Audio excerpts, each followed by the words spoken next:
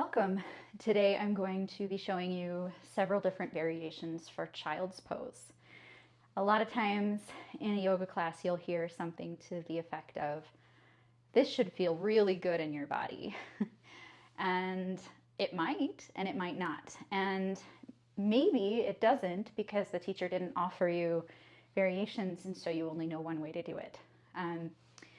The way I teach that I find to be more accessible and trauma sensitive and inclusive is to always start with the most accessible variation of a pose. So that's how I'm going to start today. I'm going to show you the most accessible variation of doing child's pose from the mat specifically. I recommend starting with a folded blanket. I personally will unfold it a couple of times like so it's a nice wide rectangle, and then lay that across about the center of the mat. This way you have the option of having some padding under your knees and then placing a block at the top of the mat here at any height. So the more accessible variation is to honor the tightness in the hips. So if the hips are super tight, you have a little higher incline with your bolster on top. So coming to the knees, tops of the feet come as flat as your body will comfortably allow. Some teachers will tell you tops of the feet have to be flat, but that's not necessarily true because that's not comfortable for every body. So keeping that in mind, if you do have pain or stiffness in the tops of the ankles, you can take another yoga blanket and start to roll and just place that roll under the tops of the ankles.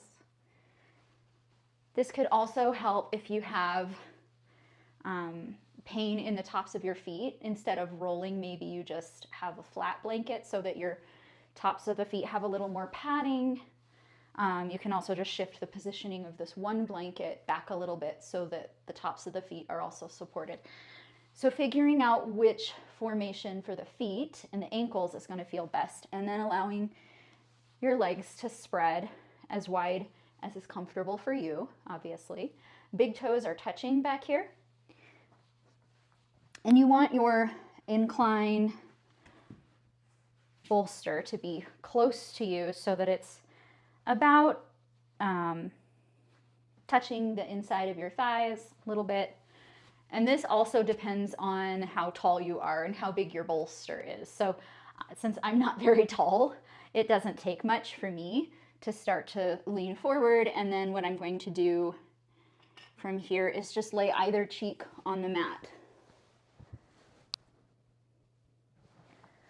For my body, I'm more comfortable if the bolster is flat on the earth. With what's going on in my low back and my hips, I prefer to be able to bring my heart a little bit lower.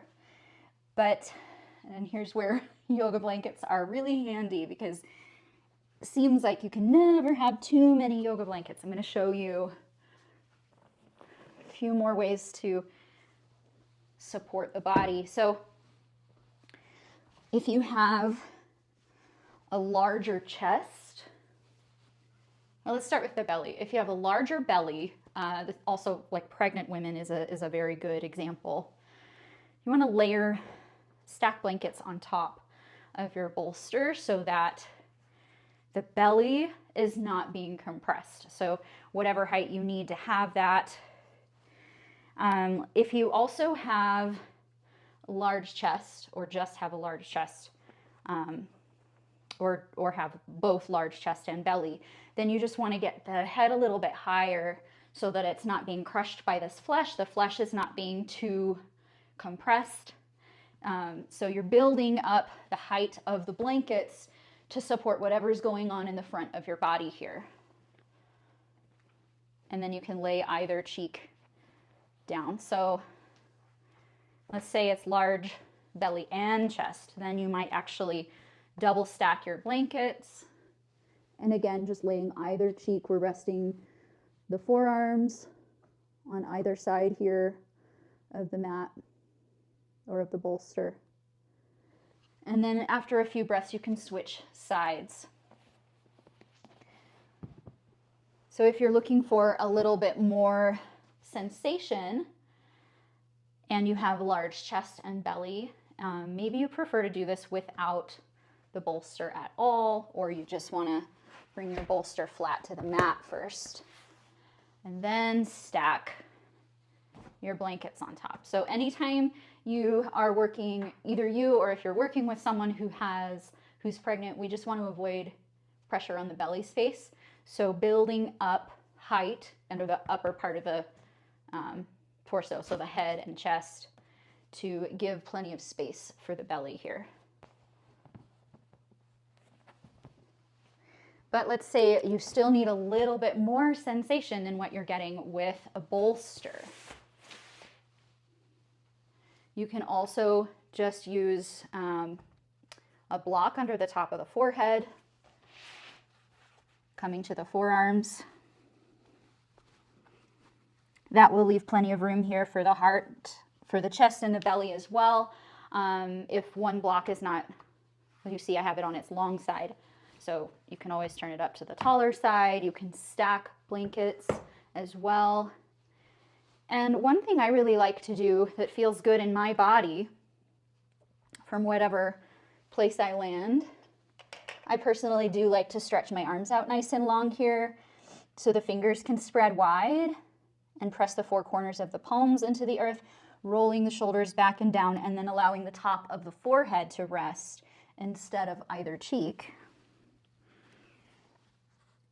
And whether you have your top of the forehead on a block or the mat, maybe see how it feels as you breathe to inhale at center and exhale, turn your head to one side.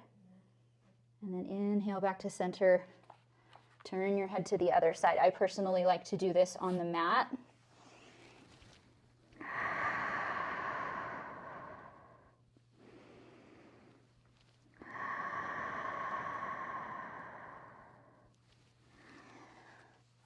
So that's a really good pressure point to help with stress and anxiety. And also, you might feel the shoulders opening up slightly as you're turning your head to one side and exhaling. I hope you enjoyed all these different variations that you can choose from for your own child's pose comfort. I'd love to hear which ones you tried and which ones you found that worked best for you.